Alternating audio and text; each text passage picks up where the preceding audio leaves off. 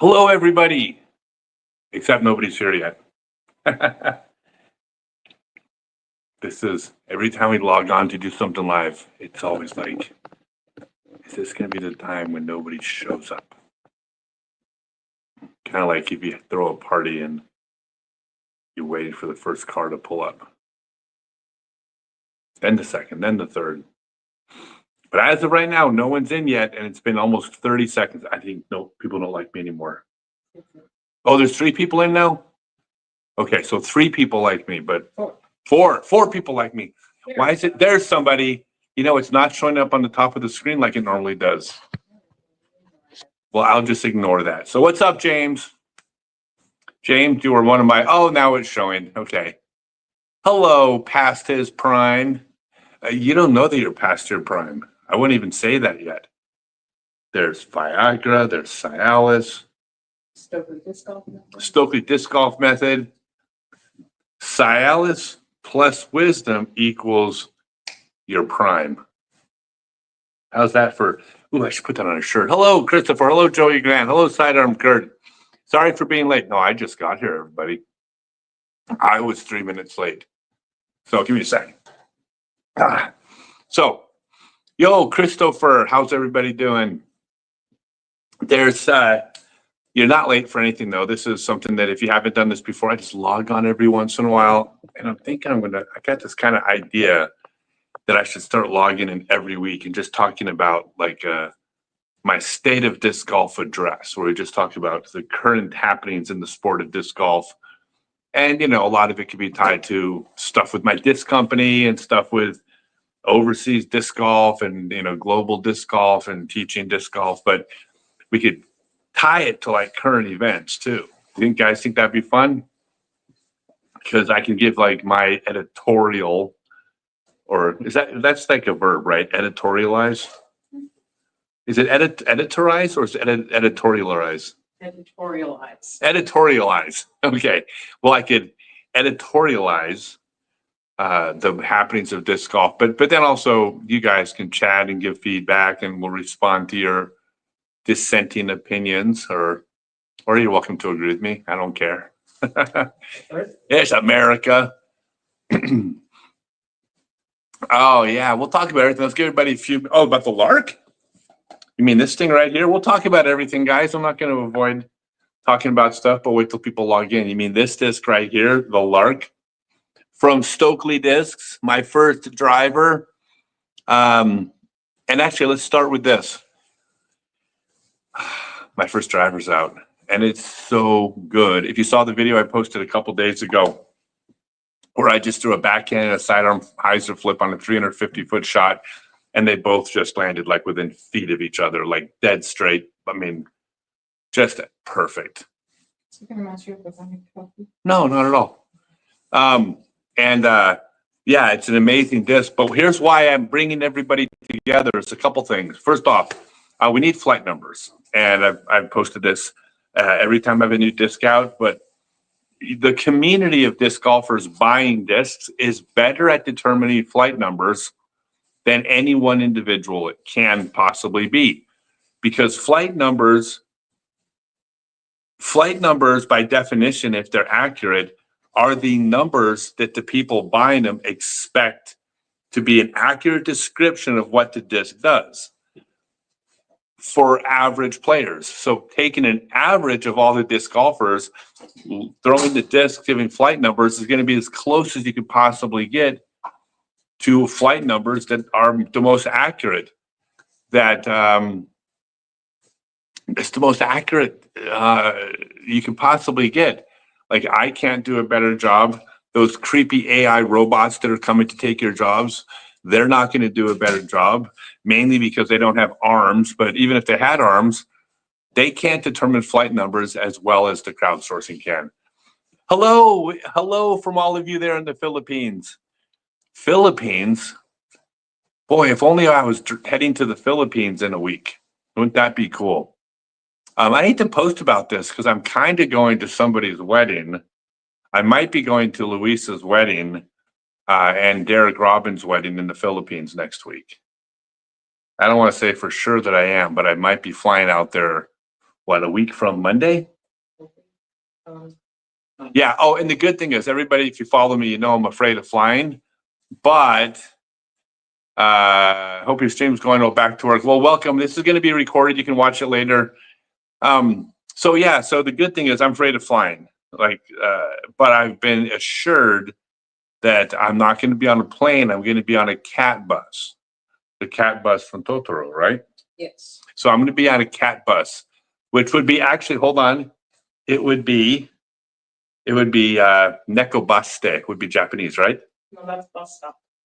No, Nekobaste. Bus is bus stop. Baste is, but what is bus? Bus. Bus. Oh, so it's just Nekobus? Mm-hmm. Okay. I'm on day like 430 Duolingo Japanese, but I'm not fluent yet. Prototype Larks winging their way to me. Hope to do my heart for flight numbers. Yes, everybody. So I need you to go. Oh yeah, I didn't even tell you where to get them. How's that for terrible sales? Go to StokeleyDiscs.com. Hey, Howling Wolf.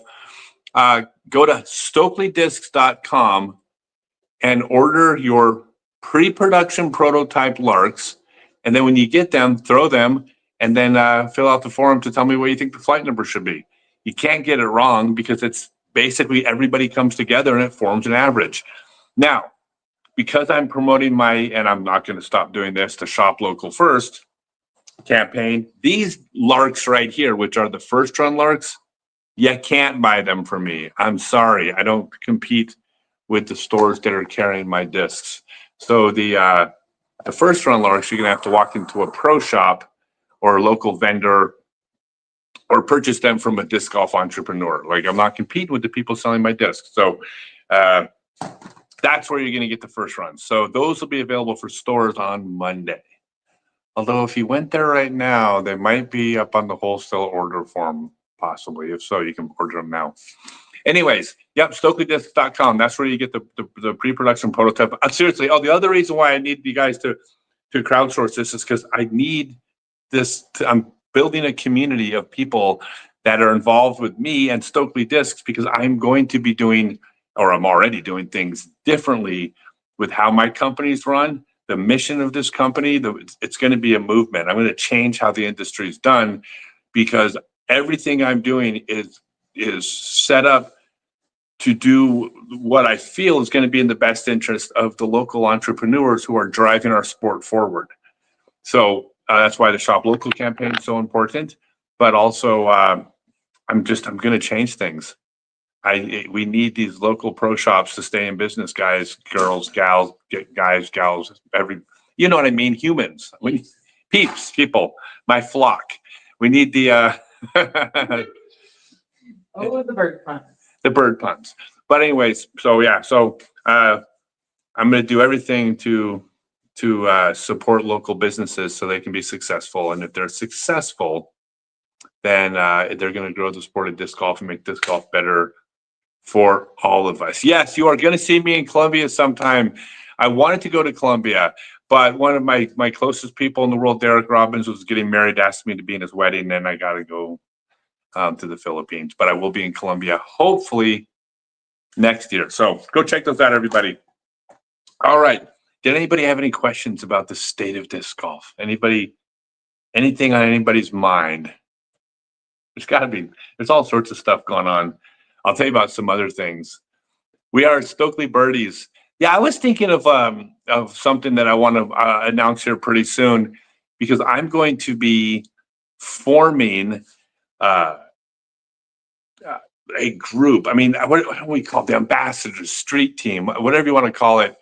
I'm going to be building an army of people who want to be part of this movement of changing things to support and grow disc golf. I mean, disc golf is doing so well right now, but it's honestly, in my opinion, there's been some missteps at the top. I'm not pointing fingers, because all the people, organizations and major manufacturers, well, number one, they're my friends, and they've done so many good things for the sport.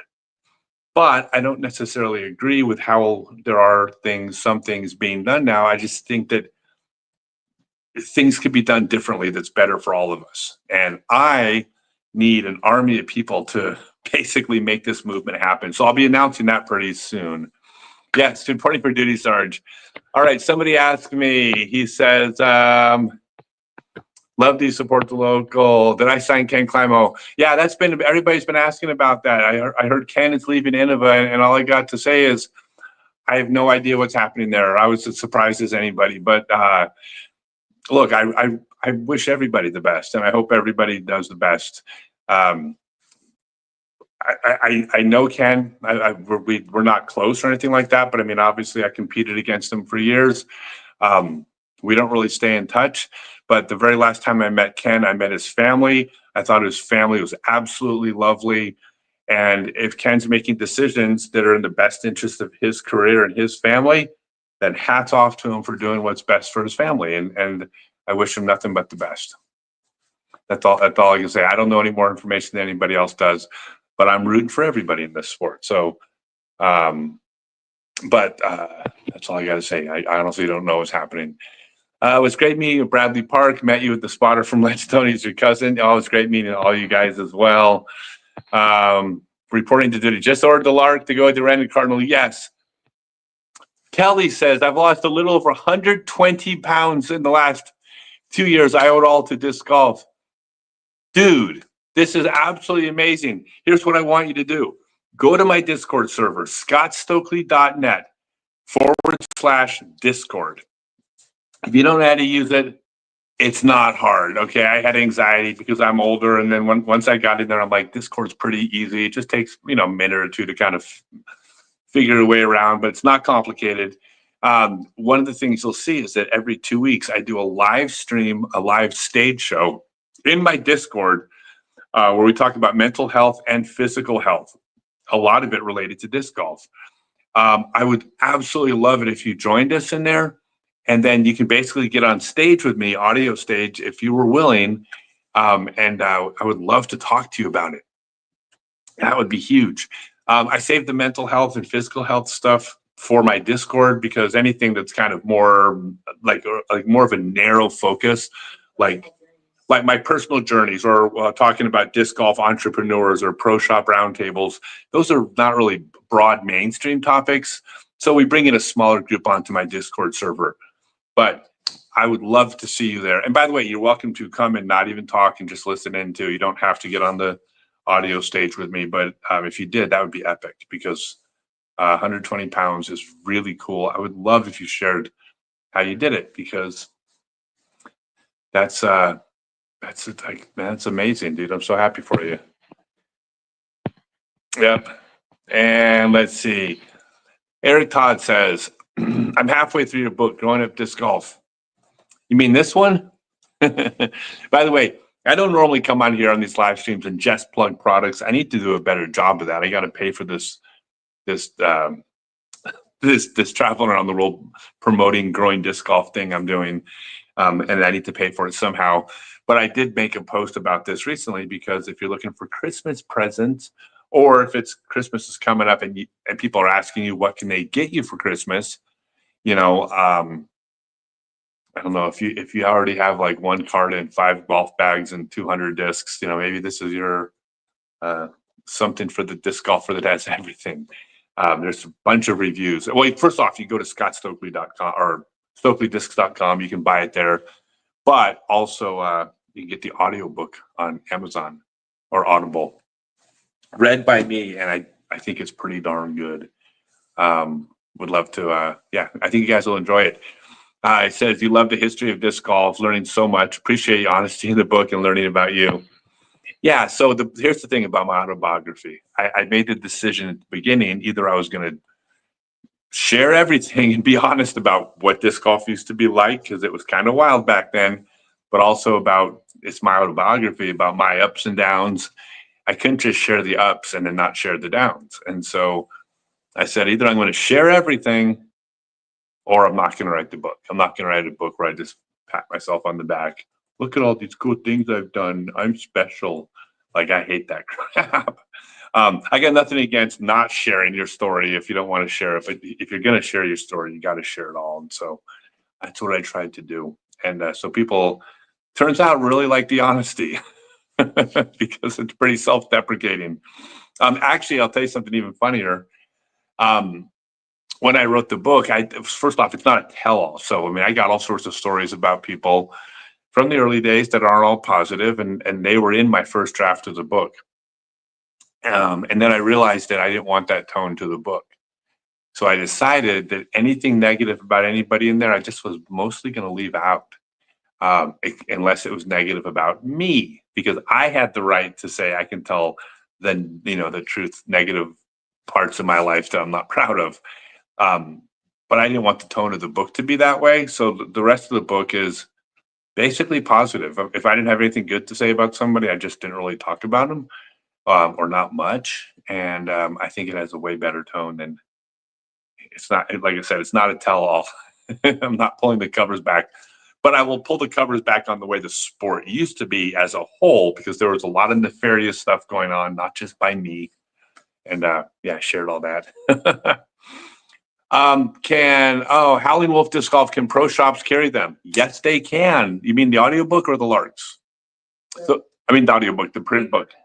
Paperback book. Yes, you can carry the paperback books. And obviously you can carry the first run Larks. If you go there, you can carry them now. They're both on the wholesale order form. Let's see. How many discs do you wish to have in Stokely Disc when it's all said and done? What's my dream? It's funny because I don't think there's a limit, because first off, there's so many different throwing styles and so many different hand shapes, and so much different, the chemical nature or makeup of the oils in the fingers makes some discs grip easier for some players than others. It's almost an endless supply of discs that you can be making. They can all be so subtly different, but yet still be a different disc, where one disc just doesn't work for somebody and something very similar does. There's always going to be new plastic blends. There's always going to be new artwork. Obviously, new artwork is always great.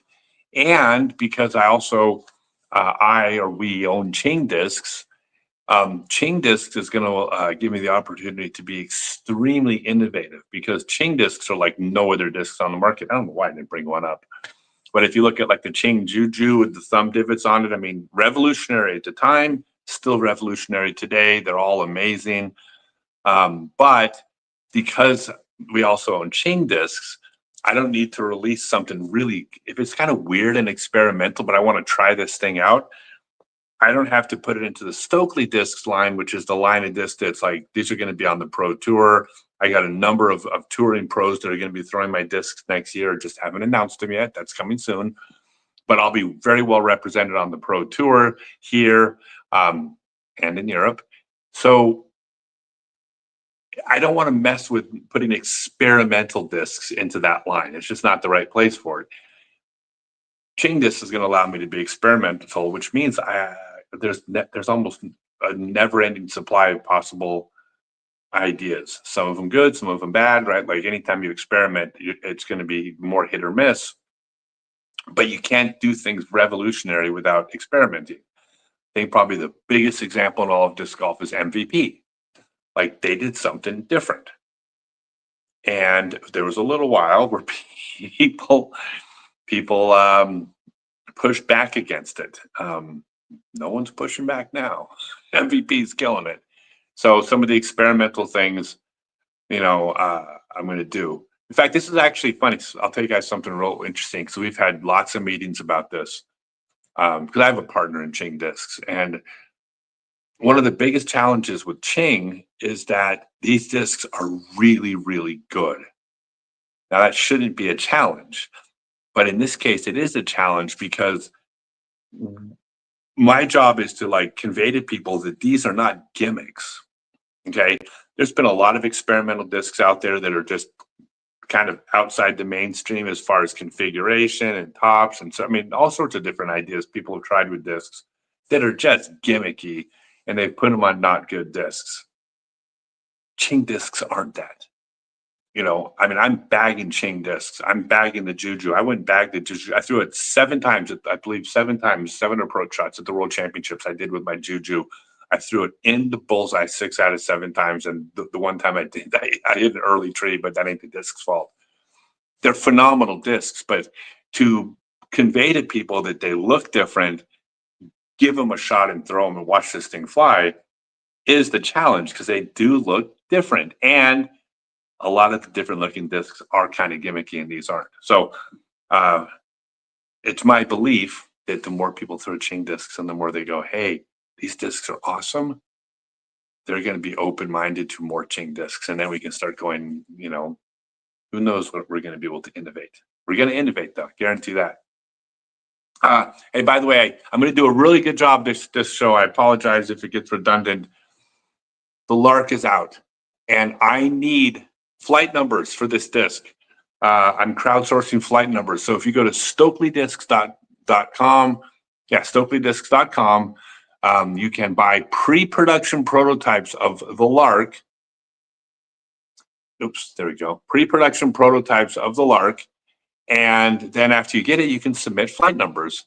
And we're using those the community average flight numbers to provide flight numbers.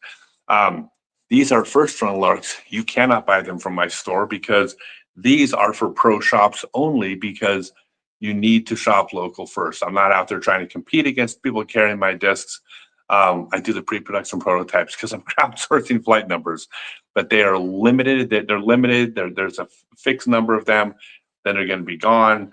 They'll stay on the site until they're gone, because I'm not going to throw them away. But once they're gone, they're gone. And you have to walk into a pro shop or go to a local or online vendor to get your Lark. All right. Oh, could market it for people to buy CTP prizes at local leagues. Are you talking about the book? Yeah, the only problem with the book is, I'll be honest, it ain't for kids. Like, look, if it was my kid, I would let my kid at any age read this book, because to me, there's the overall message in there is about redemption and about positivity and about growing up and learning how to not be an angry teenager and learn how to become a professional. I mean, there's a lot of stuff in there. It's overwhelmingly positive. But I tell stories that maybe some people think aren't appropriate for children. In fact, I had several people say to me, they're like, dude, I had the audiobook on in my car. And I'm like, oh, cool, that's neat. And they're like, my kids were in the car. It's like, well, guess what? It says on the very first page of the print book, and it also says on the first 30 seconds of the audiobook, that this book might not be for kids. It's not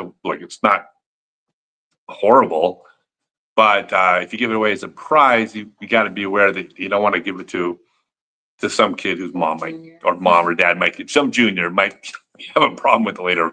It's not that bad. But I'm honest. I tell some honest stories in there that are not for public. Parental discretion advised. You guys know me. Nothing's horrible, though. I went to a small shop near Cary, North Carolina that had Scott Stokely discs. Yeah, you're talking about Yeet, I bet. Wait, Cary, it's got to be Yeet discs, right? Yeah, but they're not small, though. Or Yeet Street. Did I say Yeet discs? Yeah, I think Yeet Street. Yeah, those guys are great. They're carrying everything. I mean, we passed 200 stores now. Stokely discs are in more than 200 stores in our first year, which I'm so proud of. It means everybody's getting behind this movement, because we're going to change the world. I'm going to change how things are done. Look, I'm not even a blip on the radar right now, but I'm going to change, mark my words, how this industry is done, because there's things happening that are not pushing disc golf in the right direction as far as growing our sport and doing what we set out to do 46 years ago. I think there's areas where maybe we've lost our way a little bit, and I'm going to redirect the sport back in the direction that I think it should go. By the way, completely subjective. You're welcome to completely disagree with me. And I'm not saying I have all the answers, that I'm always right, but I have my belief as to where the sport needs to go that's in the best interest of the sport. And I'm going to use the money from my company to drive the sport that direction. That's what I'm going to do. Dude, I got a $20 like so what's it called? Super cat. Super chat. And this is from Vandy. Wait, I can't read it. Vandy Z28. Okay. Look, Vandy Z28. I don't want to say that you're my favorite person in here, but you are. At least there's something. Until you let someone outbid you. But for now, you're my favorite. No, man, thank you so much. I appreciate that. Hey, look, everything. I'm going to tell you right now, and I tell this to people that come to my seminars, because I charge $400 a person for my all-day seminar, limited to 6 people, right? It's like, that's a lot of money. But honestly, when it's all said and done, like half the money you're paying, like gets filtered into some like really cool project, disc golf project. Like half the money's going out the other side. So I'm basically charging top dollar over here to make the money, and then I'm funneling that money into the disc golf projects I want it to go to. So your money's going to wind up at a good cause. What are my plans for 2025? I haven't announced that yet, and there's a bit of uncertainty. So the short of it is, when I came back to the Pro Tour back in 2022, I was 52 years old, and it's like, oh my God, am I too old? And I haven't been training. I'm 984 rated, but what if I spend a year getting in shape? Could I get good enough to play? And or is it too late? And then I managed to. It's a long story how I got onto the Pro Tour in 2022.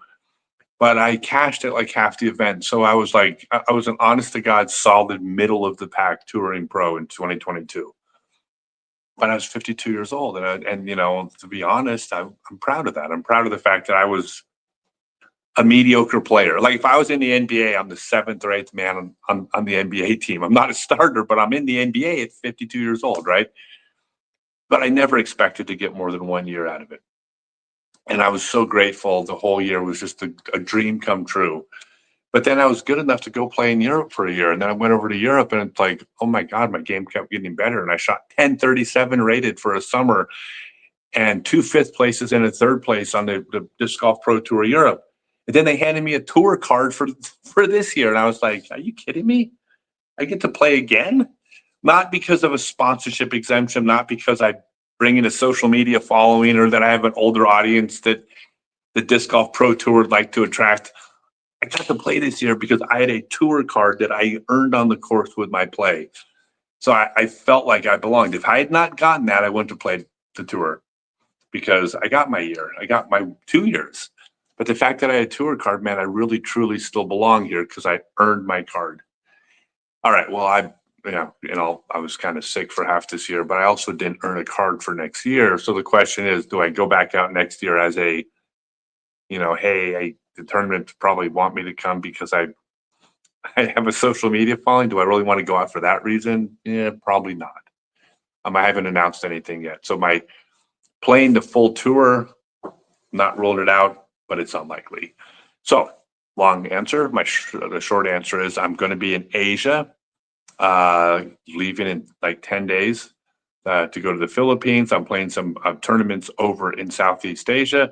I'm also working on a couple projects over there to help bring disc golf to Southeast Asia. A whole bunch of people in a lot of different countries have been working their asses off for years, and they've done a phenomenal job all across Southeast Asia. But I can bring some things to help them in what they're doing. Nothing I'm going to do. I can tell you right now, there's not a single thing I will ever do in Southeast Asia where I make $1. In fact, quite the opposite. I plan on using Stokely discs to funnel money into these disc golf projects around the world. So I'll be donating money. I'll be spending money on things like film crews and promotions and things like that, because I want to help these things get off the ground, or they're already off the ground. But I want to just be part of helping what they do. I don't want to take away. I don't want to steal their thunder. I'm not trying to get attention for me. I'm trying to put attention on them. I want to help them, and that's what I'm going to do beginning of the year. Then I'm going to come back to the US, and I'm not sure, but I'll play some tournaments.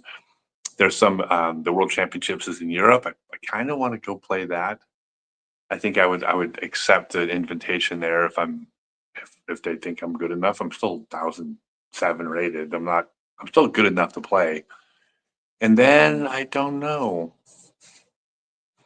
I keep looking over like I'm looking for. Don't look at me, I don't have any. I know, I know. Well, I know. Not that I need to make those decisions. No, you don't make those decisions. I know that. I just I want someone to tell me what to do, and I don't know. I mean, I love the game and I love competing, but I don't, middle of the pack. I mean, it's not like it's going to get better next year. It's like it's going to get, it's going to get slightly worse as the field gets stronger and stronger. Like if I played the whole Disc Golf Pro Tour next year, let's suppose I played like 15 events. I bet I cash at 5 of them. And I bet 4 of those 5 would be close to last place cash. And then I'd probably squeeze in a top 30 somewhere. Like, I'm proud of that, but I'm not playing to win. I mean, honestly, take a little bit of the thunder away.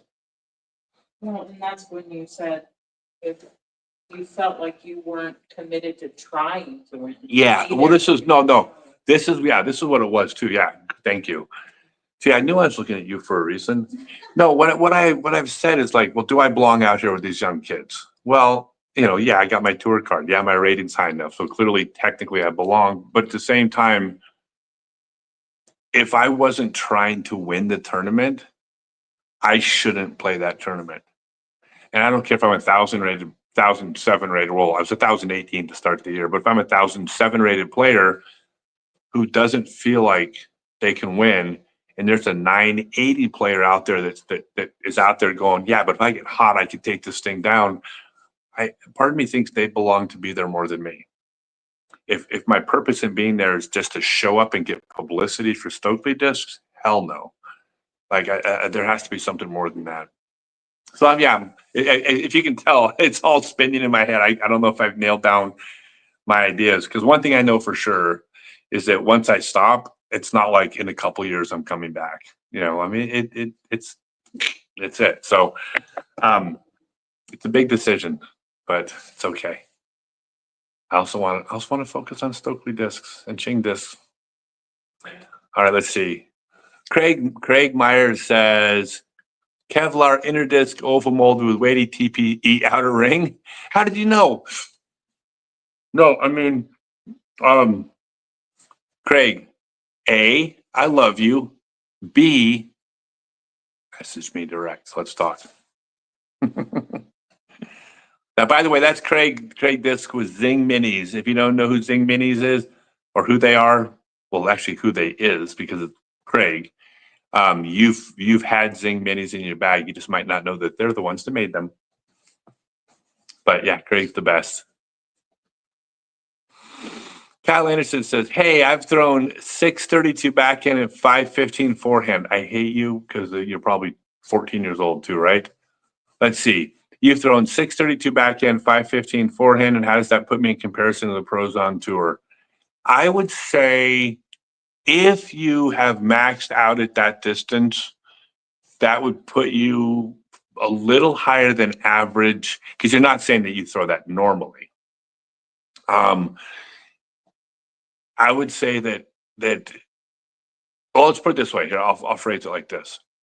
If you've thrown that far, which now what I'm looking at here is you could probably consistently throw 575 backhands and consistently throw 475 sidearms, then you have enough distance to compete on the Pro Tour. So the distance is not an issue. You still got to hit the fairway, make good decisions, make your putts, know when to lay up in the wind, don't get nervous at tournaments, blah, blah, blah, blah, blah, blah, blah. Like there's still a million things to do. But distance-wise, that's good enough. For sure, that's good enough to compete on the Pro Tour. And I would say the 515 sidearm would put you near the top. Like I'm only like off a tee pad, I'm only like 5 1/4 to 550 consistently. I can launch more. Like I can get a hold of one. I've hit 600 before, but I mean, I also throw farther than everybody on the tour still. So, yeah, it's pretty good. I mean, not pretty good. It's really good. I mean, if it was on the Pro Tour, you go, yeah, that person's a little above average Pro Tour level. Maybe a hatchling line for novices and a fledgling line for intermediate speeds, arm speeds. I feel most comfortable with sub 160 gram discs. So the hatchling line sounds cool. I like the name. I might steal that from you and give you no credit or royalties whatsoever. Oh, what I meant to say is, let me rephrase that. Ooh, hatchling line. Yeah, we were talking about that before the show went on the air. Mhm. There, did that pass to my attorney's desk? Okay. I don't know. where No, I love to the- use it anymore. No, look, we're going to be doing all sorts of things. I could tell you the Lark is extremely user friendly, and like this is going to be, look, this is a home run. I mean, it is. It does not take a huge arm to throw this disc. It is massively wonderful at lower speeds. But I also can throw this disc really hard. I can pop this at a 450-foot hyzer flip, and it's not really unstable. I mean, it's understable, but it's not so understable that it turns over. I mean, if I want to throw this thing 400 feet, no, we're talking about a 400-foot throw with a fairway driver, so it's a pretty fast throw. You know, that'd be like what, 460 with a high-speed driver, but a 400-foot throw with this, I got to pop it with some pretty good hyzer, but I can put enough hyzer on it where it stays flat for me. And at slow speeds, 250-foot speeds, it's not radically overstable. It flies a mile at low speeds. Yeah, sub 160-gram discs. We're trying to make discs as light as we can. It's a heck of a lot harder than you think, than I thought. I mean, we're getting it. We're some plastics are harder than others, and it's just the nature of the art that is disc manufacturing. Well, it's chemistry. It's chemistry. Well, I mean, it's just basically, look, it's this. If you here, check this out. You've thrown this. If you've thrown our, this is our thermoplastic. Our thermoplastic is so good. It's grippable. It's durable. Like it's got the right amount of pop to it, right? Like this is a great disc. This mold has a certain volume in the mold that you're going to fill with liquid or thermoplastic. The liquid is pressured with pressure, fills the mold. Then when that plastic cools, it forms the shape of a disc. You know, you pop it out of the thing, it domes up, it shrinks. It does all sorts of things also. But the short of it is, you have only so much volume to put plastic into, and that plastic weighs a certain amount. If I want to make a lighter disc, or if anyone wants to make a lighter disc, there's several processes, but one of them, the easiest one would be to swap out thermoplastic with something less dense, and then you have a mixture of thermoplastic and something that is less dense. The problem is that the more stuff you swap out, the less of the thermoplastic you get, and the next thing you know, do you have a disc that is not the plastic feel and durability and all the things that you like about thermoplastic? Did you change this to make a disc lighter into something else that isn't as good? And that's something I'm adamant about the fact that I'm not doing that. I am not releasing subpar discs. Like, I'm not going to release something where people get it and then they go, oh, this isn't what I thought, or something. Like, forget that. So the challenge is that I'm going to make lighter discs, but they're going to be as high-end quality plastic as the heavier discs. And there's no, like, I'm not flexible on that. I'll tell you, this is internal. I'm going to let you guys in on some internal Stokely Discs business, but we have meetings, and you have meetings and talk about all sorts of things. Quality, price, right? This is business 101. The higher quality, the more expensive it is, the more you have to charge, which means you sell less, or you don't charge more and you get smaller margins. That's what quality is. Quality is a loss across the board in every single way except reputation. Because if people like the product and you build a positive reputation, in theory, you sell more, right? But it costs you more to sell more because you lower your margins or you lose sales by charging more for the disc. In our meetings, we've pretty committed to this idea that we're just not going to release crap, to put it bluntly. Like, we're not going to release cheaper discs to have a higher margin to make more money. We're just not going to do it. We're going to release high quality discs. They're starting out of the gate high quality. They're going to stay high quality. But that's going to create challenges. So some of the things that we want to do, we could do if we were willing to sacrifice quality, but we ain't doing that because we've just decided that's not the business that we're going to run. Oh, and by the way, I'm not pooping on people who run those types of businesses. You have Walmart quality products in every industry. There's nothing wrong with that. People shop at Walmart. Walmart's affordable. There's a lower barrier to entry with those products, and there's not a damn thing wrong with having low-end products for entry-level players. I'm just not interested in that market. I'm interested in the top-of-the-line stuff. Did I get Nashville Disc Golf Store to sell my discs? I don't know, but here's what you can do. Two things. Number one, call Nashville Disc Golf Store and ask them if they carry my discs. They're the ones to ask. But number two, if they say no, then your response is, whoa, whoa, whoa. I can't do the voice. What? Just act completely incredulous, flabbergasted that you can't believe that they don't carry Stokely discs. Then tell them that you can buy the pre-production prototypes on my website, but I'm encouraging you not to. I'm encouraging the store to carry my discs, and then I'm encouraging you to go in and buy the discs from that store, not directly from me.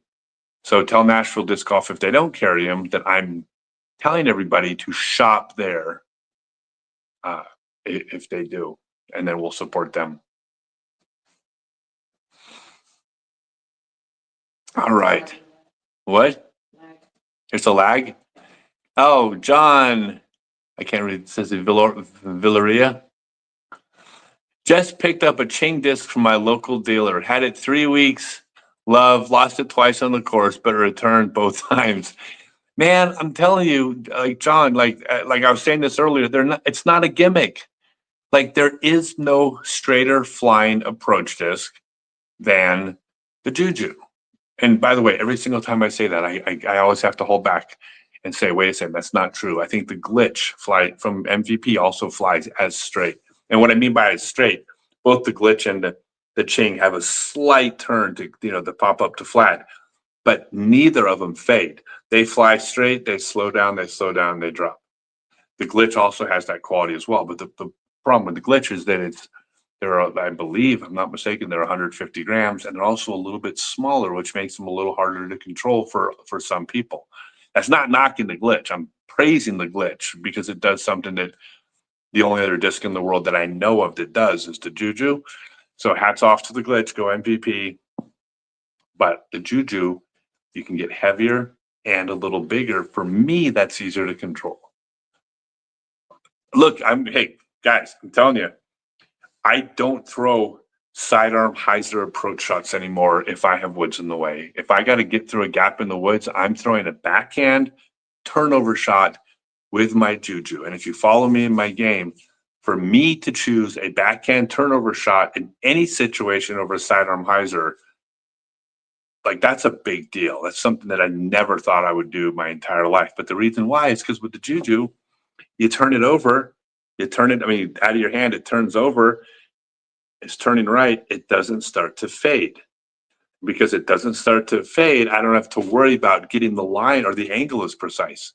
I just turn it over a little bit and it stays turned the whole way, which means it's basically as predictable as a sidearm hyzer. Look, the Juju's no joke. I threw it 7 times at Worlds? I filmed every one of them. Every time I did it, I threw it, I filmed them, and I think I hit 1 tree out of 7 shots, and I put 6 in the bullseye. I'm pretty sure that's right. They're all on film. I should just put them together as a compilation. They got up in the Discord. So. Oh, okay. They were okay. On my Discord server, you can look back and see. Did I put up the one that hit the tree? I probably said no. Probably didn't. Did I? Yeah. I'm like, why would I? But I can tell you it was once. Hey, Scott, when and where are you traveling this off season? Well, I'm going to be in Southeast Asia in 10 days for a little while. I'm going to play tournaments in Singapore and Cambodia and Singapore, Johor, Malaysia, Cambodia. And I'm going to be at a wedding and playing disc golf in the Philippines. I'm working on some disc golf projects over there. That's a tournament at the wedding. It's a wedding tournament. The Derek Robbins, Louisa. The Louisa Robbins tournament. a wedding tournament. And then I hope I'm going to Europe. And then there's some things going on in the fall. Look, there's a I believe a tournament going on in Mongolia, and it's right around the Nadam Festival. Right, in the World Games. And the world, so in Mongolia is the Nadam Festival. Look, I wasn't aware of. I'm not trying to sound pretentious. I wasn't aware of what the Nadam Festival was either until I just looked it up.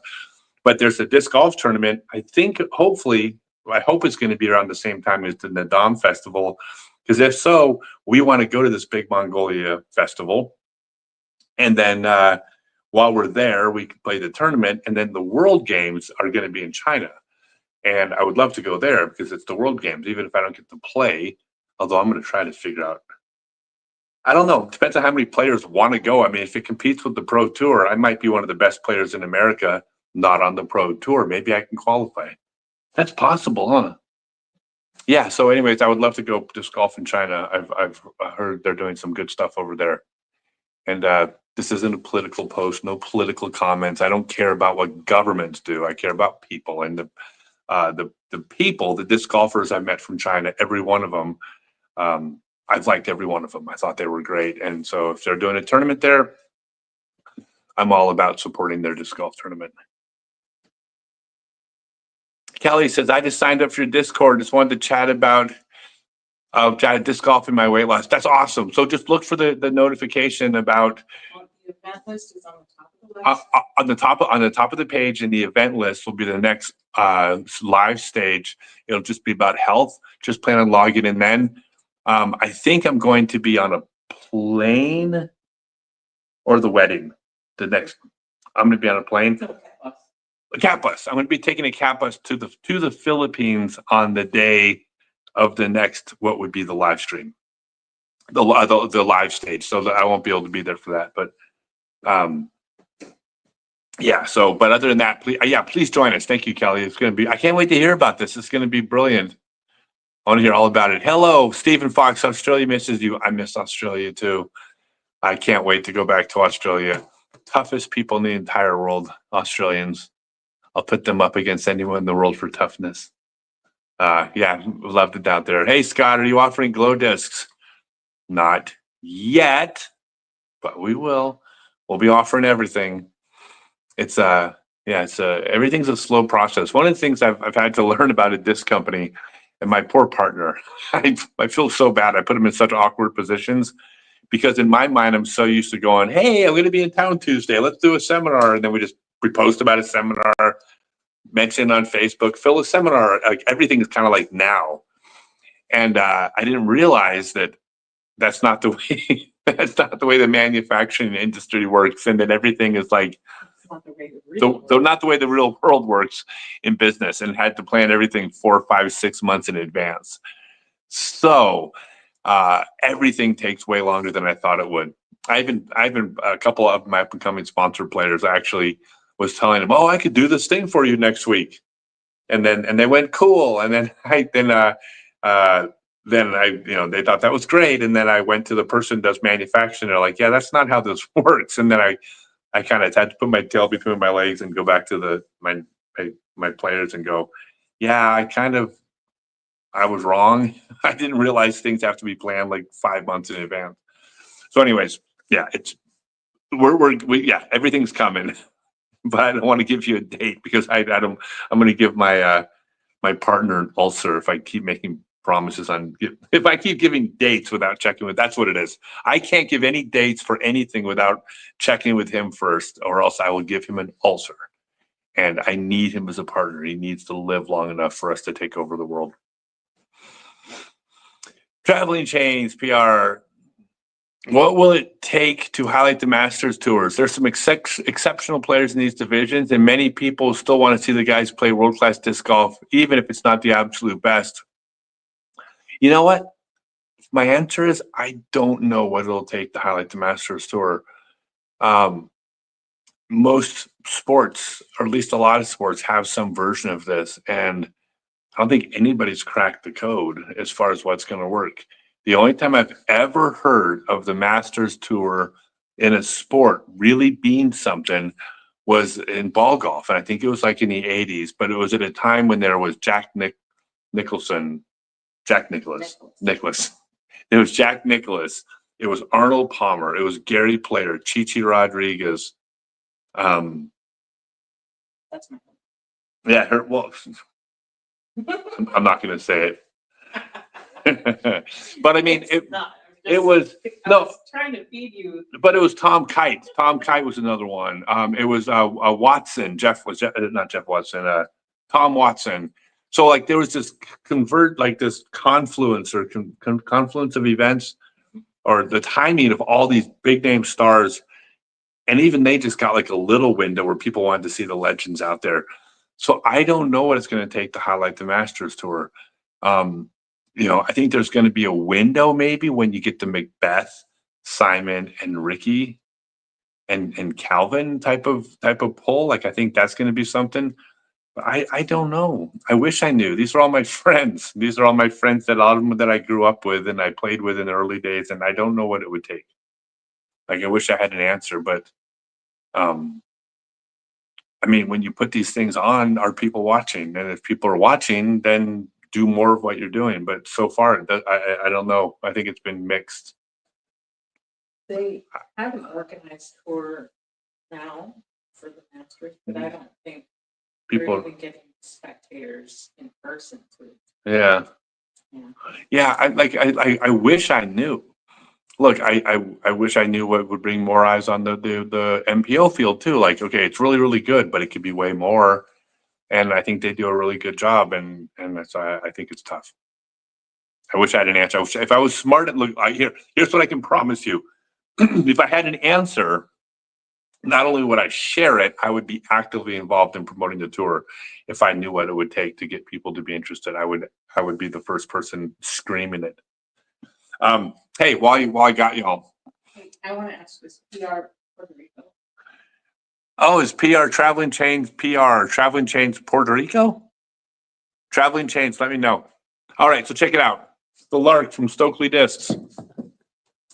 I need y'all to submit flight numbers for this, but in order to do that, you have to go to StokelyDiscs.com, order the pre-production prototypes of the Lark, my very first driver, and then when you get the disc, test it out and submit the flight numbers. What if they're little arms, Scott? Do you still want them to submit? I want everybody at every arm speed. We're trying to basically get it's a community crowdsourced. We need an average flight number based on the average community, because that is the most accurate way of getting flight numbers, which means we got short arms and big arms. We have men and women, tall, short, old and young. That's the people buying the discs. So if people submit flight numbers at the ratio that they're buying the discs, it's the closest you can possibly come to getting accurate flight numbers. Not only that, you're also going to have a hell of a disc. I'm so proud of this disc. It's a fairway driver. I'm not making garbage. You guys are never going to see a crappy disc come out of Stokely Discs. Never. I will never put a disc out there that I think is not good enough. And then, who cares if somebody who makes $12 an hour just spends, an hour and 45 minutes pay on a golf disc that I knew sucked. I would never do that. So I can tell you these discs are going to be great, because I wouldn't release them if they weren't. So it's not just getting you to submit flight numbers. You're also going to get a great fairway driver that's going to be good for your score and that you'll play well. And as always, these are first runs. These you cannot buy from my direct, because I don't sell first runs. If you want a first run, you have to walk into your local pro shop or local vendor, or support your local online disc golf entrepreneur. But you need to buy these discs from one of the retailers or vendors that sell my discs. I'm not competing with the people that are selling my discs, and that doesn't make any sense to me. What's best for disc golf? By far, if you want to grow the sport of disc golf, one of the best things you can do is walk into your local pro shop and buy the discs from them, because they're the people that are growing the sport in your local community. You got to do this, you guys. We have to support our local retailers if we want the sport to grow. So the first runs are going to be available on Monday. You can place your wholesale order, open up a new account. Heck, you can even message me direct if you want to talk about it, message me in social media and I'll give you a call. If you're a store, message me. Message me your store's phone number. I will pick up the phone, old-fashioned style, and I'll call you and I'll tell you all about the things we're doing to support local pro shops. But if you want to give flight numbers, you can order the pre-production prototypes, scottstokely.com. All right. Howling Wolf. Scott, are you ever going to have a Stokely disc minis like a mini owl? Yes. But you didn't hear it from me. That's top secret. So Howling Wolf, don't tell any of the other people that are in this live stream with me about it. That's between me and you. But yes, I'll have Stokely disc minis for sure, 100%. But again, tell nobody. We haven't announced it yet. Shh. Hey, you can also tell them if they want Stokely disc on the YouTube channel. There's a merch shelf with Stokely disc shirts and t-shirts. Yeah. Oh yeah, yeah. There's a merch Discount code in the Discord if they all go join. Okay. Yeah. Okay. If you want to get the Stokely disc, some Stokely disc clothing and stuff, it's on the YouTube, my YouTube channel. There's like a merch section, but don't buy that until you join my Discord, scottstokely.net/Discord, to get a discount code. And if you get the discount code, you'll save 150%. Right? No. No? What will they save? 130%. No. How much? I believe it's a 15% discount. 15%. That's way better than 150%.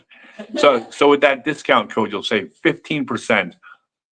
Well, no, because if they saved 150%, then I would be paying them. Somebody would figure it out. They would order millions of shirts and put me out of business, and then I could no longer support local pro shops and vendors. It'd be terrible for everybody. So better than that, way better than that, is to get the 15% discount code, and then I'll still make something off it. Do we still make money? Okay, we make a little bit of money. We're putting them up at the lowest possible markup. They're at the lowest. They're at the lowest possible markup right now, and you get a 50% discount. Honestly, if you wear a Stokely disc shirt, eventually it'll result in selling more Stokely discs. So I'll make my money there. By the way, if you're looking for a Christmas present for somebody, the disc golfer that you love, or even one that you don't love, but you're trying to manipulate them into doing something for you, like help you move after the first of the year, my autobiography, Scott Stokely Growing Up Disc Golf, is available at stokelydisc.com, or you can get the Audible book, because I read the audio book as well. By the way, you can also, if somebody's asking you what they can get you for Christmas, if you're a disc golfer, tell them, send them a link to the book. Tell them to buy this book. That's the other option. Oh, there. Yep. By the way, if anybody has any non-disc golf questions about career, relationships, like if you want to know whether or not there is a God, like I have all the answers. Is that a little bit, okay, I shouldn't say that, should I? Okay. Yeah, by the way, I say that in my seminars. It's really funny. Like I say to people towards the end, during the utility shots, I go, look, you guys, a lot of people think that I'm arrogant when I teach. And everybody goes, oh, no, because they're trying to be nice. They're like, no. I'm like, no, it's true. People think I'm really, really arrogant when I teach, and I'm not. I never want to come across arrogant or egotistical with how I teach disc golf. So anyways, I'm going to show you all a shot that everybody else in the world other than me does wrong. How's that for humble? How's that for humble? Let's see. No, I thought this was asking about your health. Oh, okay. Mungo Jerry says, hope you are well, Scott. Throw one down to New Zealand. I love New Zealand. Like, as opposed to all the people that, like, here, I can tell you something. I'll give you a sentence that has never been spoken once in the history of the United States of America, or an exchange that has never once happened. Oh, man, I just got back from New Zealand. Really? How was it? I mean, have you ever heard that? Sure not what I said. Nobody's ever given a review of New Zealand and said, yeah, New Zealand's amazing. I love it down there. I can't wait to go back to see Simon and all my friends.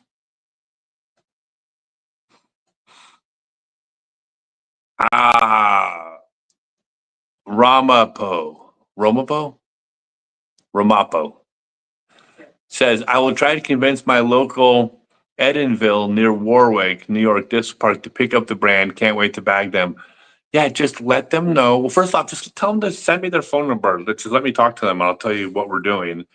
I think they're going to be surprised at some of the policies that we have because I'm doing things differently than the other manufacturers. I mean, I really am going to reinvent this model, and everything I do is in the best interest of the local pro shops and vendors. I mean, look, I'm not being altruistic. By building a successful and strong brand where I sell a lot of discs is also going to benefit me. Like, there's no doubt that it's mutual. But I'm not just building a company with like, well, how much money can I make? No, I'm doing this in a way that is focused on promoting the local pro shops, vendors, private courses. And by doing so, I am building a brand that will be recognized as the brand that's supporting these people. And as a result, people are going to get behind this brand and get behind this movement, and they're going to see what I'm doing. So it's going to benefit all of us. But yeah, let them know. Just tell them to send me their phone number, and they can also go directly to the website, click on the wholesale link, and order as well.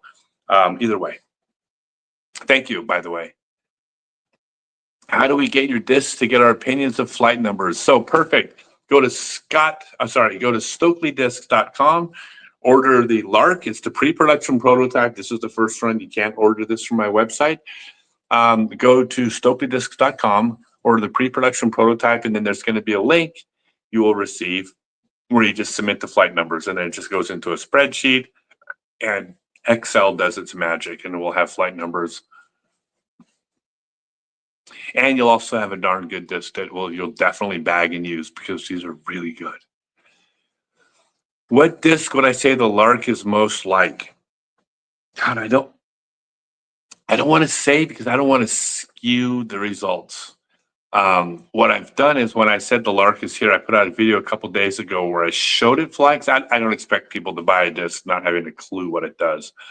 So if you look at a video a couple days back that says the Lark is here on my Instagram or my Scott Stokely Disc Golfer page, and it's not even on my main page. It's not on my main Facebook or YouTube. It's on my Instagram, but it flies. You can see how it flies, but it's a fairway driver.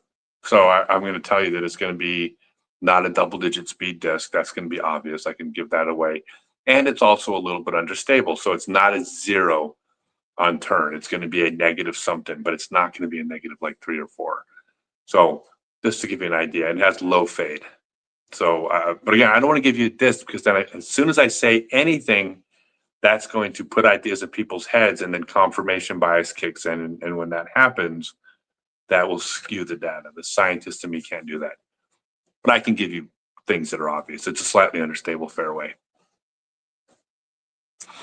Mike Moore, how do I pull off the cabbie cab? Well, honestly, when you're as sexy as I am, you can pull off pretty much anything. Back me up here. No argument. Did you just say no argument? I'm gonna renew your contract for one more week. She's on like a week-to-week contract. Basically, like, you gotta do a really good job this week, or I'm sending you home. I have a really good that severance package built up right now. Yeah. Oh, you get a lot of weeks built up, right? Okay. At this point. If I kick you out, well, I can't kick you out. No, you have more than a few weeks. You probably got like 70 or 80 weeks built up in the bank. So you can probably screw up for a little while. But then I can send you home. No. So here, look, I bought this hat in Japan. I love it. I think it's perfect because I'm older. Like, when I was young, that's when newspaper boys used to stand in the corner with their newspaper bag and they had to go, extra, extra, read all about it. World War II has begun. Or what? What? But tell them about why you wear it. Because there's a story behind that. Like, yeah. Okay, y'all want to hear the story behind the hat? I can tell you the story. It's boy, because the minute you start to say, hey, I got a story about a hat, all of a sudden, wow, everybody leaves because that doesn't sound very interesting. Let me tell you the story about a hat. I think, okay, look, no, it's a good story. It's about marketing, and it's very important. So one of my favorite people on the entire Pro Tour, someone I think the world of, Rand and Lada. If you haven't had a chance to meet Rand, he's the sweetest kid. By the way, he's going to win a Pro Tour event next year. He's a hell of a player, but I love the kid. And all of a sudden at Ledgestone a couple years ago, I'm at the Ledgestone Open. He shows up wearing this hat, not this hat, but this exact type of hat. And I went right up to him. I'm like, dude, I go, and I'm going to take out the swear words, but I was cussing at him. I'm like, if I ever freaking see you not wearing that hat again, I will strangle you. He's like, what do you mean? I'm like, I go, you just, without knowing it, I go, you just created something, you like a heck of a brand for yourself as far as the look. He's like, you serious? He goes, I bought this at Goodwill for like $2. I kind of wore it for fun. And I'm like, yes. I go, people are going to pull into the park to a course and they're going to be like, oh, there's a group over there. There's a group over there. Oh, I see a group down there. It's Rand and Lotta and 3 of his friends, but I can't tell who they are. I'm like, people are going to recognize you from across the course. I go, that hat is so good. Because here's the thing about about branding. You can't fake it. Like, the people spend millions of dollars, big companies, brand experts trying to create a brand around this guy always wears an orange shirt, or this guy always does this thing with his hair, or girl, whatever. And like it doesn't click. It's got to be organic.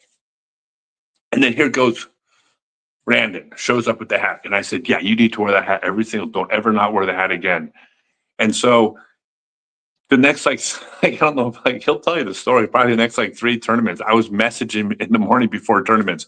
Dude, you have to wear the hat today. Dude, don't you let me see you without the hat. So anyways, fast forward, I noticed after a little while, he stopped wearing the hat, which is, by the way, it's his style. If that wasn't what he felt was his fit, that's fine. No big deal. So I'm in Japan earlier that next year, and I saw this hat on a shelf, and I put it on. I went, oh, that looks kind of cool. But I would never take another player's idea. And I got the idea from Randon. So I'm not joking. I messaged him from the store and said, Randon, are you going to wear the hat anymore? Because if not, like, I'm going to start wearing it. And he's like, no, I'm not going to wear it.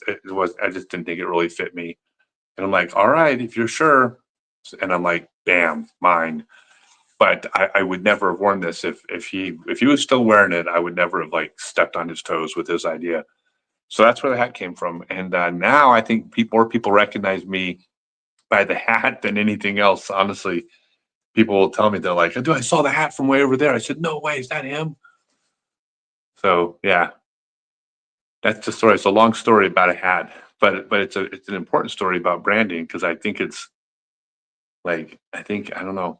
You'll never see me not wear this hat again when I'm competing, because I think it's something, it's very intentional. I like the way it looks, but it's also intentional. Have I considered making a children's disc? Yes, all my discs are children's discs. In the sense that there's no difference in the mechanics of how to play.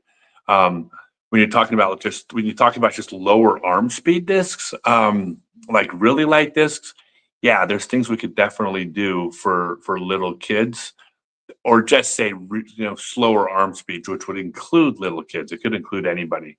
I would love to do that. It's Making light discs is tough. Making high quality light discs gets really, really, really hard. Like, it's easy to make light discs with like really cheap plastic. Like, that's a piece of cake.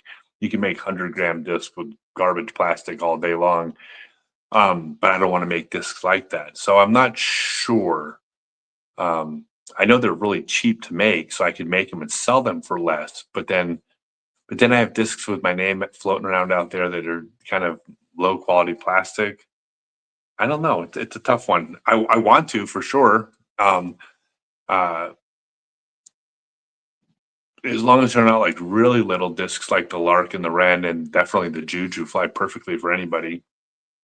Well, we just talked about that with somebody else. We were talking about putting your name on something, and why Stokely discs, and like that's why you have your name on everything, is because you're committed to the integrity, right? No, yeah, that's why. Yeah, we were just having that conversation. Well, that was tonight. Yeah.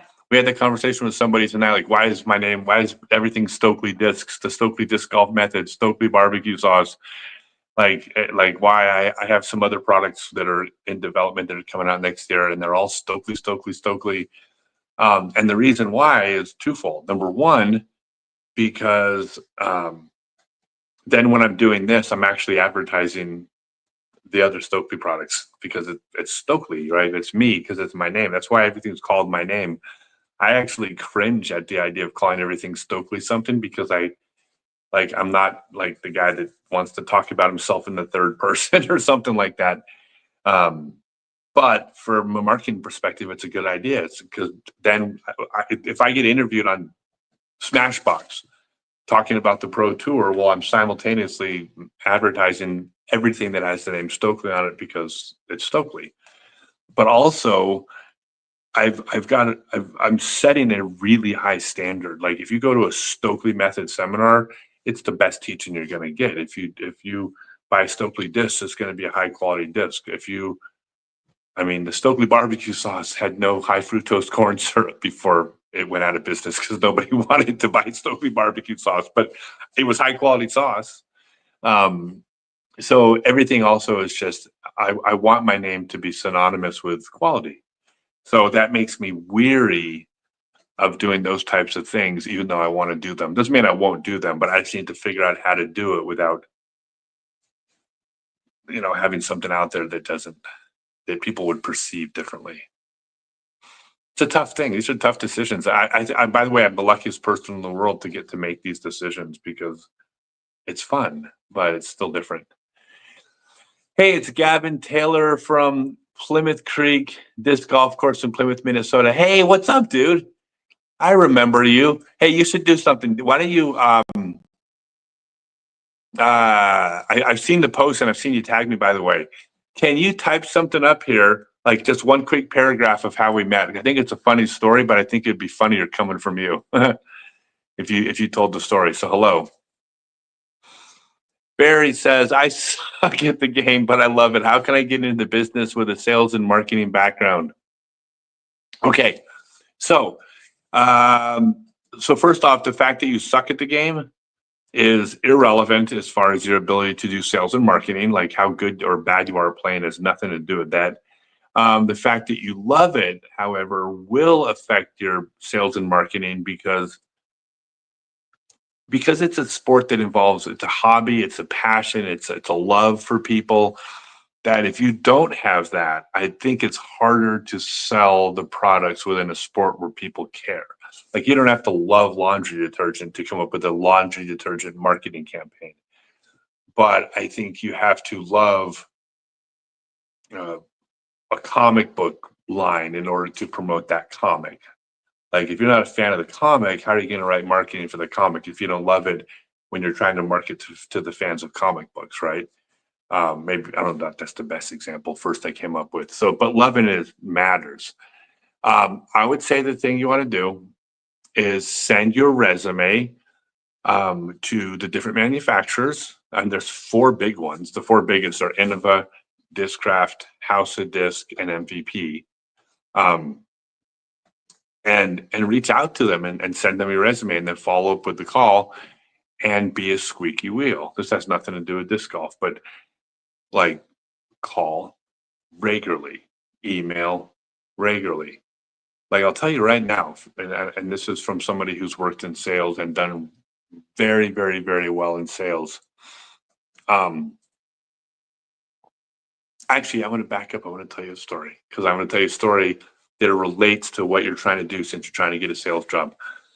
So when I decided to take a break, blah blah blah, life, tour, like okay, now I got to come back and see my kid off to college. So this is about 7 years ago, and I was like, okay, I need to get a job. Okay, well, I'd worked for myself my whole life or been on tour. I hadn't really had a real job since I was younger, and that was like delivering pizzas in the winter so I could tour in the summer. And I worked as an entrepreneur for many years, running my own businesses successfully. No company wants to hear that. They don't want to hire entrepreneurs because entrepreneurs think they know better than everybody else. Entrepreneurs are looking for the next opportunity. Entrepreneurs will leave when the next opportunity pops into their head. So I was like, well, how do I get a job? Well, I got offered a bunch of like $10 an hour jobs, but that doesn't pay the bills. So I was going after some high end jobs, and I did an interview with a company that sold software, SaaS, software as a service software, called Constant Contact. Fantastic company, but it was a good paying job. It was a 6-figure job from somebody that had had a resume with no jobs on it for the past 20 years, right? Like, you don't normally walk into a 6-figure job. Also, yeah, I was a pizza delivery boy 15 years or 20 years before. That was like the last job on my resume, right? I mean, like, I'm not qualified to get for a 6-figure job. And Constant Contact required, in order to work as a sales job, they required a college degree. You had to have a college degree to be a salesperson there. And I dropped out of school in the 10th grade. So how do I get a sales job? Well, I can be smart about it. So they got my resume. I managed to get my foot in the door to get an interview. And then I called them every single day. Did I get the job? Did I get the job? Did I get the job? Did I get the job? Called them every day. Now, that would annoy other people. You know who it won't annoy? A company that wants to hire salespeople who are willing to call other companies every single day. Are you going to buy? Are you going to buy? Are you going to buy? So that thing that was going to be annoying to them was basically showed them that I could do the thing they were looking for. And eventually I was hired. I got the job and did well. So when you're contacting these companies, disc manufacturers, come at them and show them what you can do. You want to do marketing for them? Show them how well you can market yourself. You want to do sales? Show them how well you can sell yourself. I'm not telling you to call them every day. They probably will get annoyed if you do that. But don't call them, send them a resume and not reach out to them again. They're not going to want a salesperson that calls the company one time and doesn't call back. Do sell yourself to them the way you feel like they would want you to sell their products. That's the best thing you can do. There, that's my 50-cent lesson on career. Great question, though. I love questions that are kind of outside the disc golf, disc question. Tomahawk replacement for an old guy. My arm doesn't do that. All right, so yes, I'll give you a quick lesson about tomahawks. Tomahawks, by the way, grip it like a sidearm. You throw it over your head upside down. The opposite of that is the thumber. The reason why you would throw a thumber instead of a tomahawk is if you're right-handed and you throw a tomahawk upside down, it flies right, then left. If you throw a thumber upside down, it flies left and right. So if you can throw an overhand motion with your arm, then you can throw either of those throws, and therefore you should throw both. I said if, because if you can't throw an overhand, if your arm doesn't allow it, whether it's a previous injury from a rotator cuff or your bursa sac, or maybe you just are older, don't have the mobility, if you can't throw one of those, you probably can't throw either. Now, thumbers are slightly easier because it's a little bit different arm slot. So you possibly could throw a thumber, put your thumb inside the rim and throw an overhand, even though you can't throw a tomahawk. It's not the same throw. It flies the opposite way, but they both go upside down. So you can throw a tomahawk or a thumber. Now, the reason why you throw those throws typically is when you want to throw over the top of something. And the reason why is that when you throw a backhand or a sidearm right side up over the top of something, the nose is so far up on the disc when it's flying up that when it clears the obstacle, the tree or whatever you're trying to throw over, it doesn't keep going forward. It comes backwards towards you. So the upside down throws are intended to throw over the top of something. Now, I mean, most of the time, there's through the woods, squirrely little S-turn, flare skips, blah, blah, blah. But it's mostly thrown over the top. If you can't throw either of those because your shoulder won't allow it, the third type of upside down throw you're going to throw is the grenade. And the grenade is mostly used when you don't have room to go right to left or left to right. But generally, it's straight up and straight down. Now, there's a little bit of flexibility because an understable disc will go up and then turn at an angle that would be your sidearm hyzer angle. That upside down shot can then invert into a steep sidearm hyzer angle. By the way, you can go search for Scott Stokely grenade on my YouTube channel. You'll find one. But the way you're going to throw the grenade is all you're going to do is throw a backhand upside down shot, hold the disc upside down in your opposite hand, take your index finger, put it above the middle finger, slide the disc between the index finger and middle finger, press the index finger on the rim like this, place your thumb on top of it. On the opposite side, your fingers are going to go wherever they're comfortable for your hand. There's no right or wrong, but you need to have index finger with the middle finger above it. And then you're going to throw a backhand hyzer, and you're going to throw it up high. If you don't have a shoulder that can throw a tomahawk or a thumber, that's an option. It's not the perfect, in a perfect world, you throw thumber, tomahawk, and grenades. But if you can't throw either overhand, at least you have one way of throwing upside down, and that's the grenade. And you can actually get pretty darn accurate with it. So yeah. How many discs do I have in my lineup? I have 4 discs in Stokely discs. I have the Wren, which is a straight flying putter. I have a Cardinal, which is an overstable mid-range. I have an Owl, which is an overstable approach disc. And I have the Cardinal, actually my Cardinal, sorry, the Lark, the Lark, which just became available today for testing, which is an understable straight flying disc. I also have, understable fairway driver. Kind of like the word understable. It's very straight. It's really straight flying. It's understable because you got to put it on a little hyzer if you want it to fly straight, because it will pop up flat. But once it gets flat, it stays flat a long ways. And then I have the Juju from Ching discs, which is a different line of discs, different company. And the Juju is a straight flying. We're calling it a putt and approach because it's always been called that. There are people that like to putt with that disc. I personally like to approach with it. I like putting with the Wren. And I should thank you for the segue. I should just mention this. I am crowdsourcing flight numbers. Go to StokelyDiscs.com. Get yourself a pre-production prototype of the Lark. So bad at this.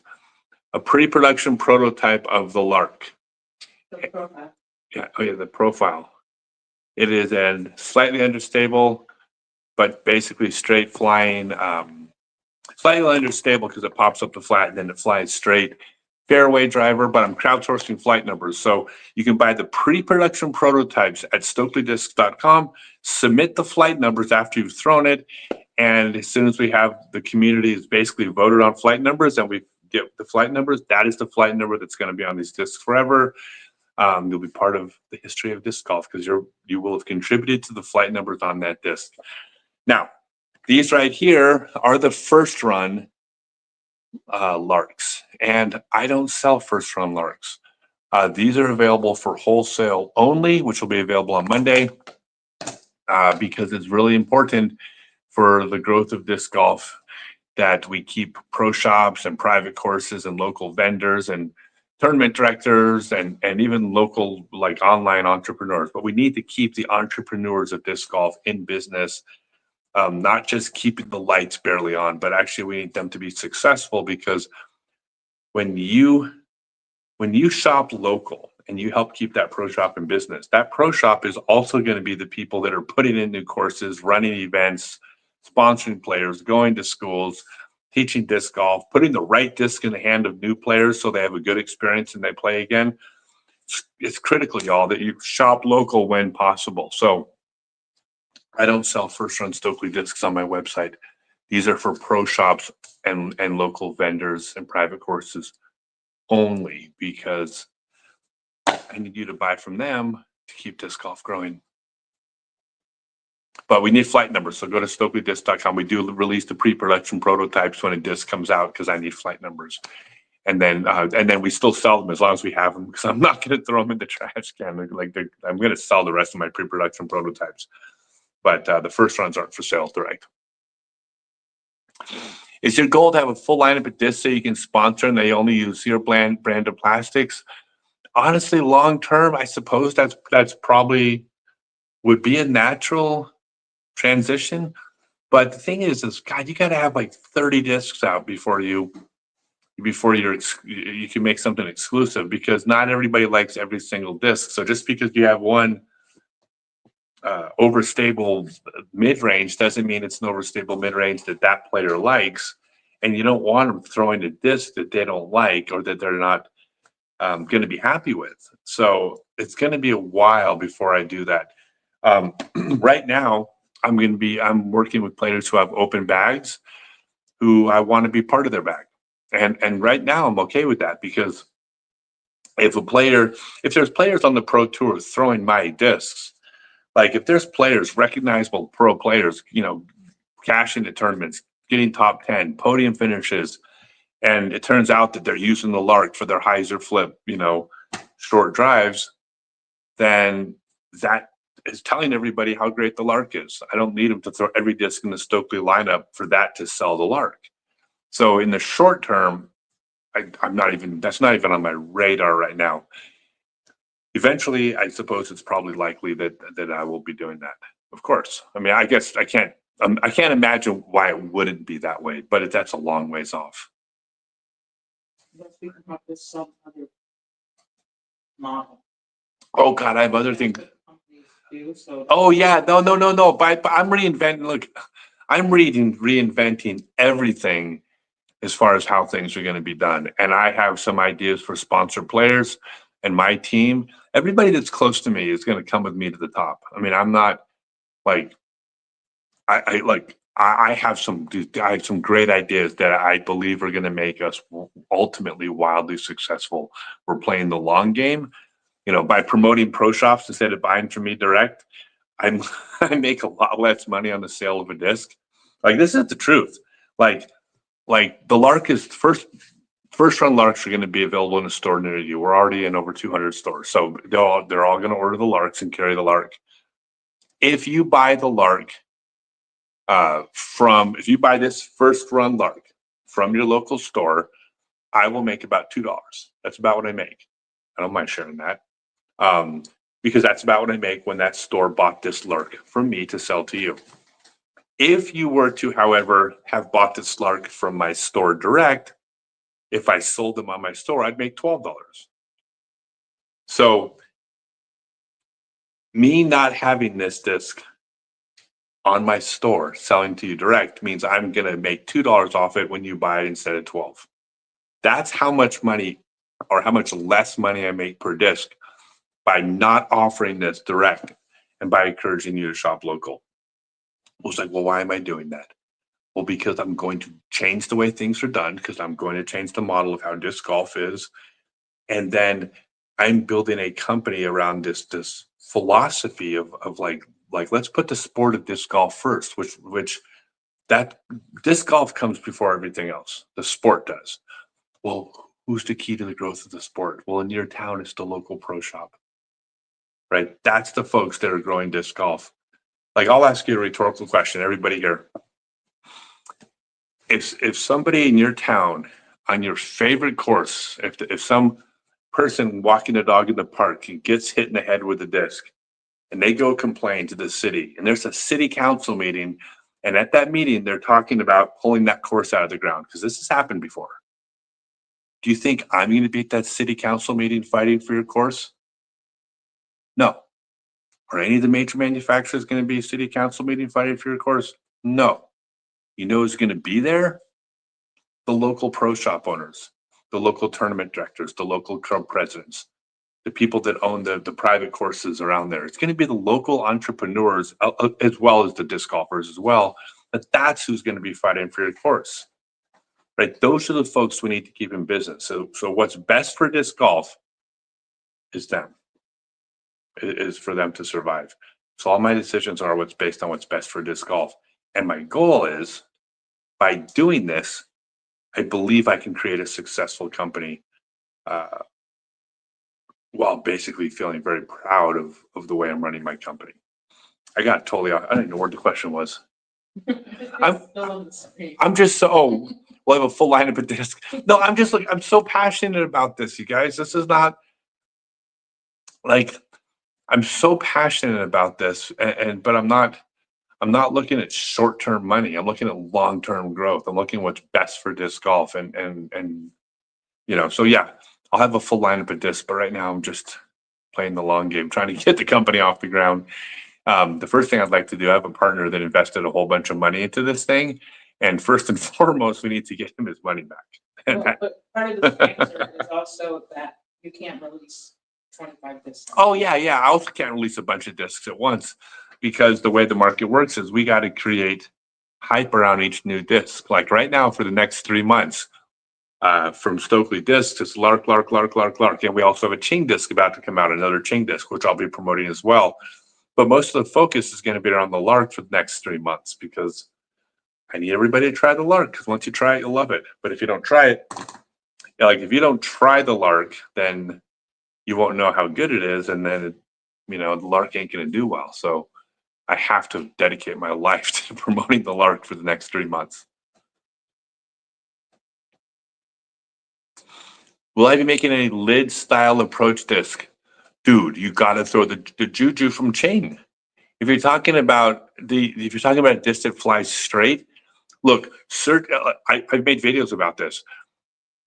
No disc on the market today, golf disc flies more like an ultimate disc than an Ultra Star than the Juju from Ching, except it's smaller and it flies faster. It's a golf disc. It's not a frisbee. It's not a lid, right? It's a golf disc. But there's nothing closer to the flight. That slow, it basically flies straight, but with a slow, gradual turn and no fade.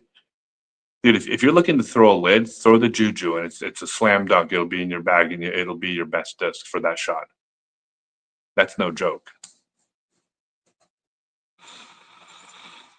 Oh, you visiting Branson, Missouri for Christmas? Still be cool to discuss Branson trails, maybe place to showcase the Stokely method year-round. Okay, now you're talking my language. Well, I know you've reached out to me direct. I'm not going to Branson. My heart is absolutely broken over that fact because, my heart's not broken because we're going to be in the Philippines over Christmas, and it's going to be wonderful.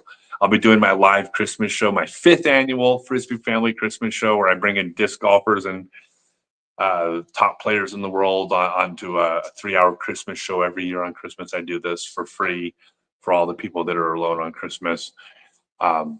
You'll hear all about it over the next upcoming months.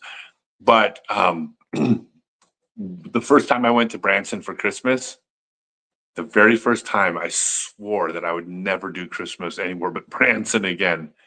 I think that's the greatest town in America to do Christmas. Would you agree? Yep. It's everything that's right about Christmas. And by the way, I'm not the slightest bit religious, and I can tell you guys this because Branson is the expression they say it's Christian Las Vegas, right? Right? It's like there's no brothels, there's no strip clubs. It's like wholesome family entertainment, right?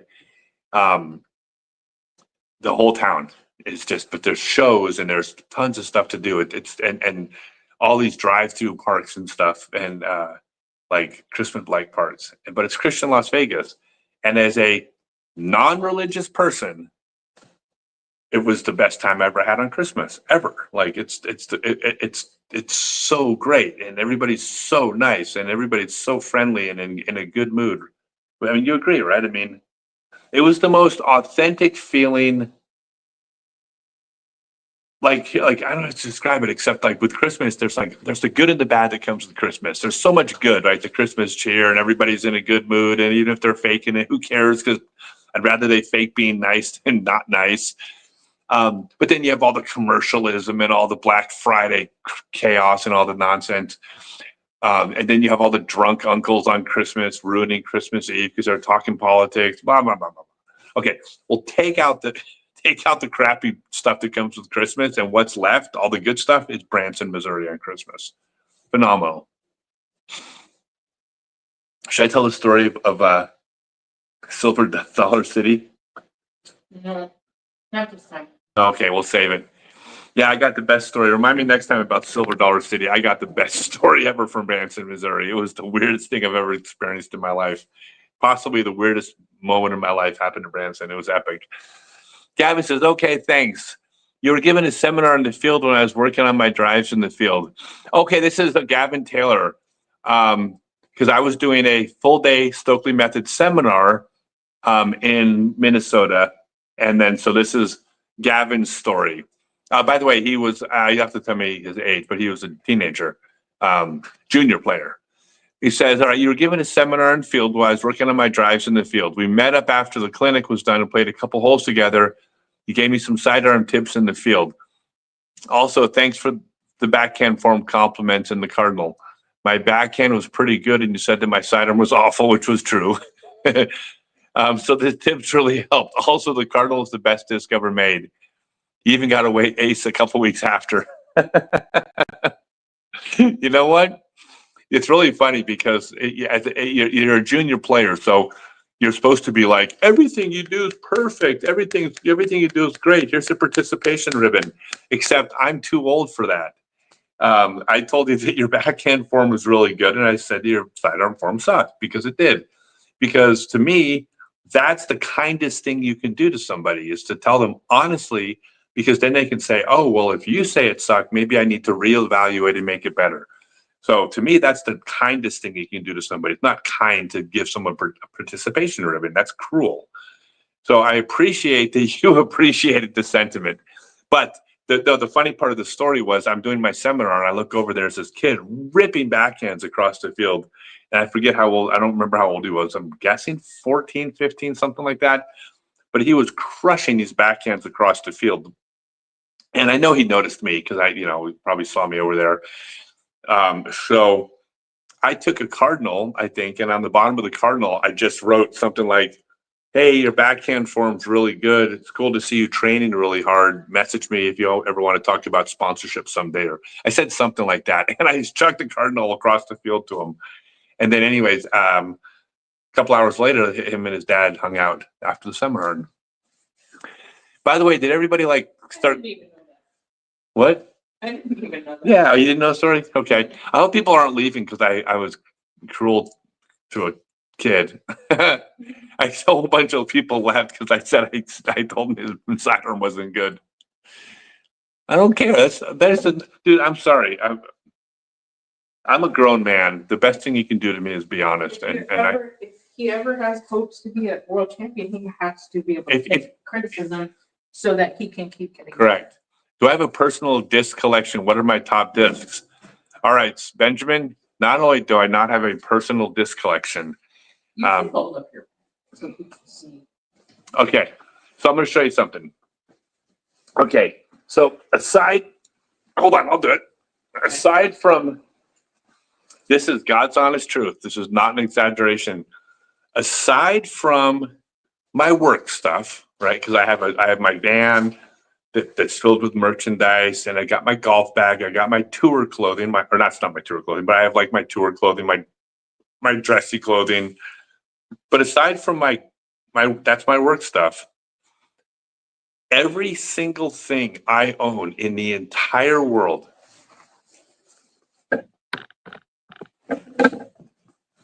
fits into that backpack. I don't have a storage unit. I don't have a box of stuff somewhere. I don't own anything. I mean, this is not an exaggeration. She has a suitcase. I have a backpack, big backpack. We have a smaller backpack, which is our computer bag. And we have a bathroom bag that is, bathroom stuff, right? That's it. Neither one of us owns a single thing in this world that doesn't fit into those. So no, not only do I not have a disc collection, I don't own any discs other than the discs in my bag, my backup and training discs. I got plenty of training discs, and then I got my merchandise for sale. So I don't own stuff. I'm weird. But I used to own stuff. I one time I had a 3,000 square foot house that I thought it was so important that I furnish every room of the house for some reason. Even the fourth bedroom that I'm never going to use for some reason, it needed a bed, it needed a dresser, it needed art. I bought art for the wall of a bedroom I don't even use.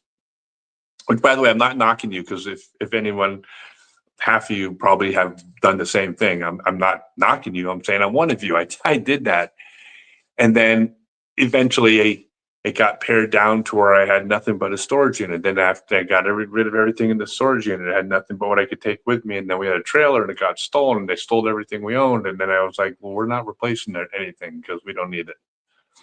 So I'm never going to own stuff again. Do you have plans for more plastic types for all your discs as well as glow plastic?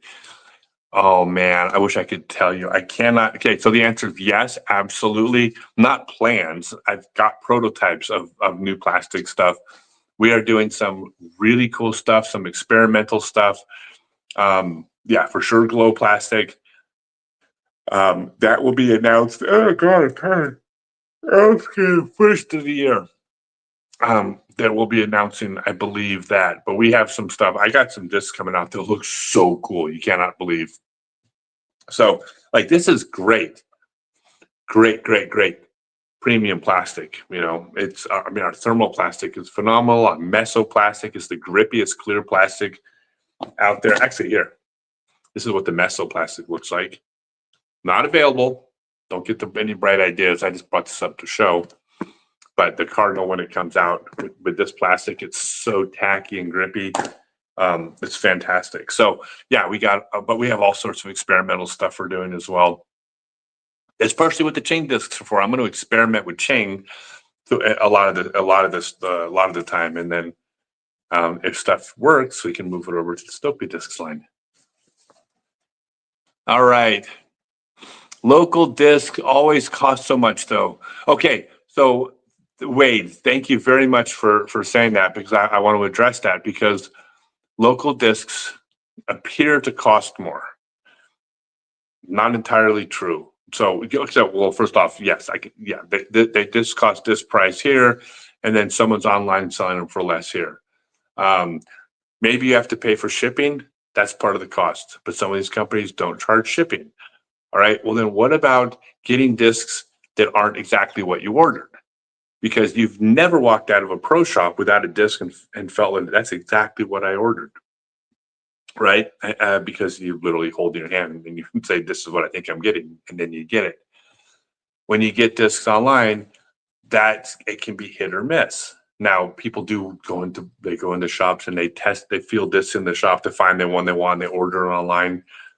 That often works as far as getting the same disc, but you don't necessarily get the same disc, because you're not always getting the disc that you're looking at, depending on the company. So there's a lot of ways where what seems like you're making you're saving money online. A lot of times you're not. Now, when it's all said and done, yes, I mean, math is math. You can't argue with the math. There could be a situation where a disc costs $20 in a store, and you can get it for $13, and you pay $5 for shipping. So you get it for $18 instead of $20, or $17 instead of $20, because it's $17 and shipping's free. Then you have to make that decision for you. Do I save a couple dollars, or do I help keep that local business in those local people in business? Because there's a chance that you play a disc golf course that local pro shop put in the ground. It's also possible that you've gone to a league that the local pro shop's running. It's also possible that you go to a tournament that the local pro shop is running. It's also possible that you go to a course that was put in the ground by a player who walked into that pro shop 2 years ago and tried to buy an overstable high-speed driver, and the pro shop owner sat him down and explained, put the right disc in their hand, so that person had a good experience. And when that person had a good experience, they decided disc golf was fun. 2 years later, they're putting a course in the ground that you get to play. And there's so many things that you're doing for that couple dollars more. And that's only if it's a couple dollars more. Remember, all you need to do is get one or two bad discs in the mail, and the next thing you know, it's not even any cheaper. But even if it was, there's a trickle down effect when you promote the local entrepreneurs that is just better for your local economy. It's better for your local scene. It's better for everything locally. So, in my opinion, it's a couple bucks. Spend it on your local pro shop and keep these folks in business.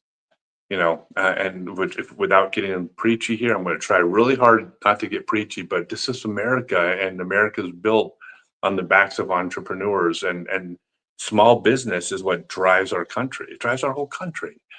And it's not that big business isn't important. Big business built the railroads, and they build jets that flies across the country, and they build mega stores where you can buy groceries for cheap, and big business builds cars so we can, like, okay, I'm not knocking big business. I'm a free market capitalist loving American. I just know that for our community, that local store and local business is like that. Those are the guys. If we keep them in business, that's what's best for us. It's in our best interest to do it because they are growing the sport more than anyone else. And so, sorry if that came across preachy. I don't know how to say it and not sound preachy, because I'm just passionate. I'm passionate about keeping these folks in business, and I'm not a hypocrite. When you buy this disc from me, if I sold this to you direct, I'd make $12. When you buy this disc from your local pro shop, because I don't sell it direct, I make $2. So I am putting my money where my mouth is.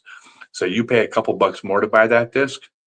Well, it's costing me $10 when you buy that disc from the pro shop, and I'm still telling you to buy it from the pro shop because I'm not a hypocrite. Like, I want you guys to support local, but we're on the same team. I'm with you on this one. I'm also putting my wallet where my mouth is. So this thing I'm going to be starting next year, it's probably going to be called the Flock or something like that. It's going to be people that are supporting local.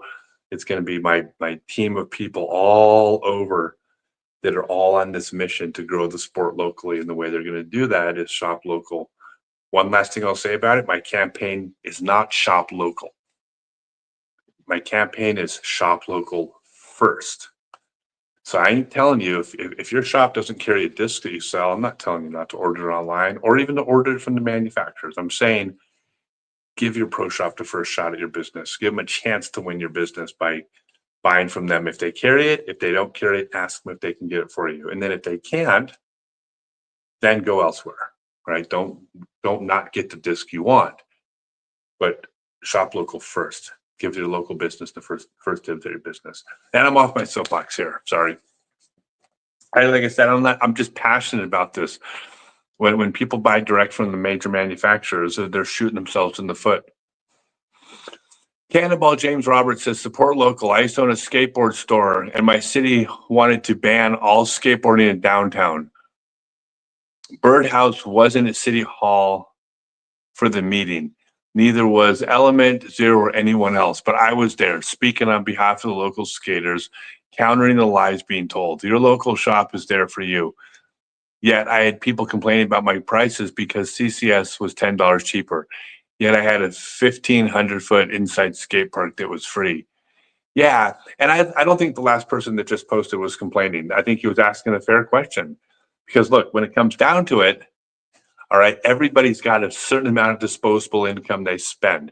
And if they choose to spend more with your local shop, they're taking money out of their own pocket to do it. I mean, as a local shop owner, you need to also be incredibly grateful to the people who are supporting you because they have other options as well.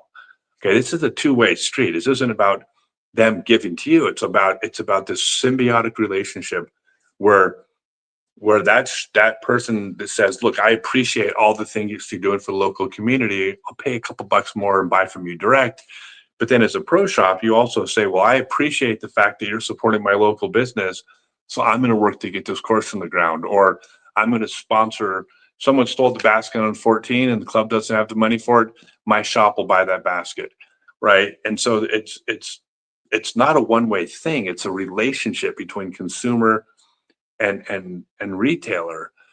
But it's just that in our business, in our sport, that relationship is so much more important than the relationship between a person with dirty hair and then somebody who buys shampoo, right? I mean, the shampoo company doesn't really have a relationship with the customer.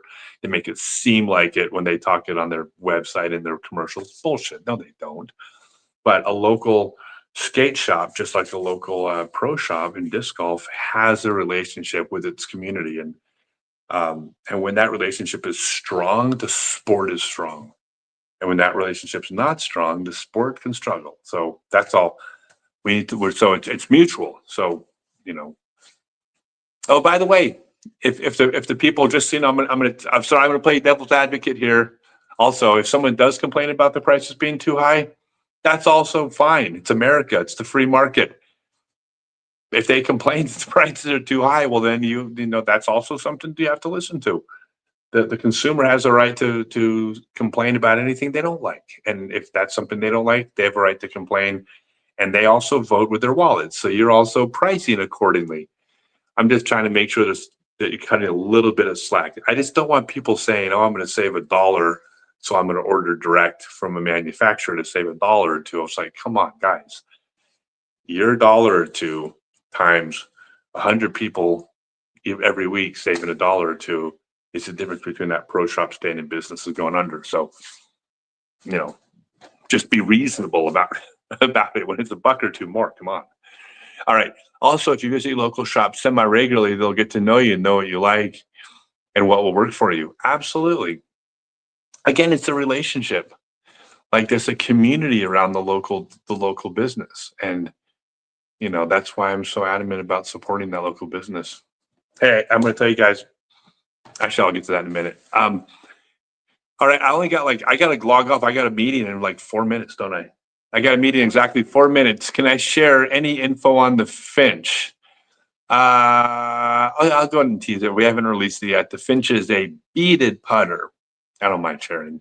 It's a beaded putter. It's going to be like the Wren, but with a bead. It flies pretty similar to the Wren. At first, I thought they flew the same. When I first got them, I was like, oh my God, it's a beaded and non-beaded disc that flies the same. But now I do think it flies a little bit different than the Wren. So it's not a beaded Wren. It's a unique disc. All right, you guys. Let's see.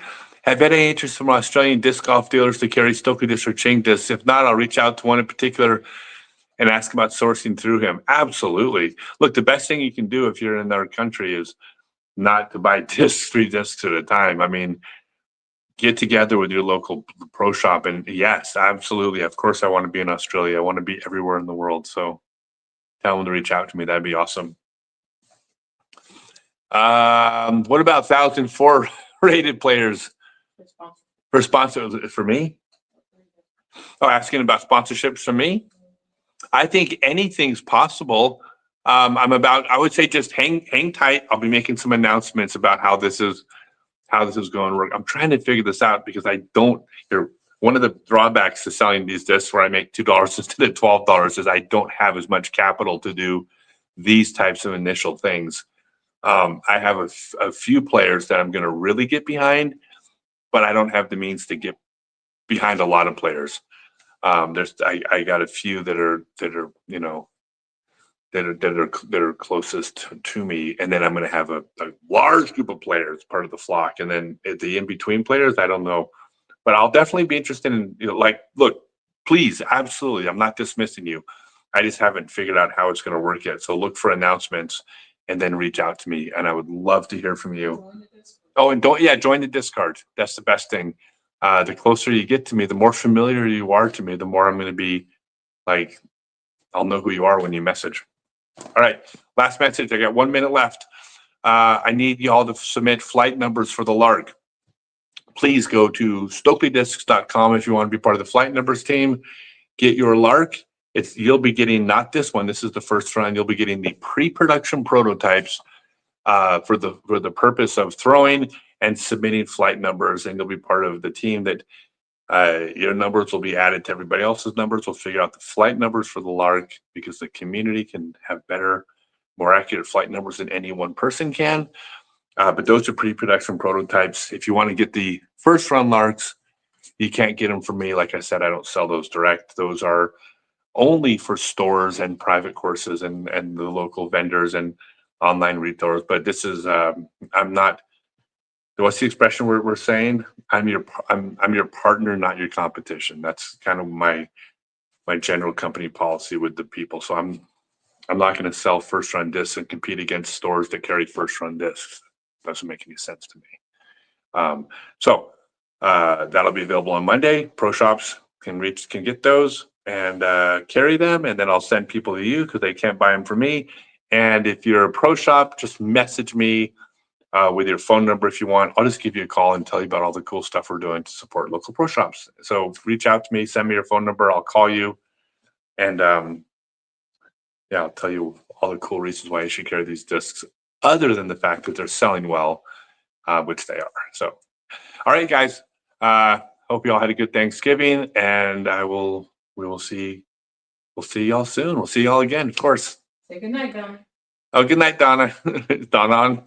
Hi, Donna.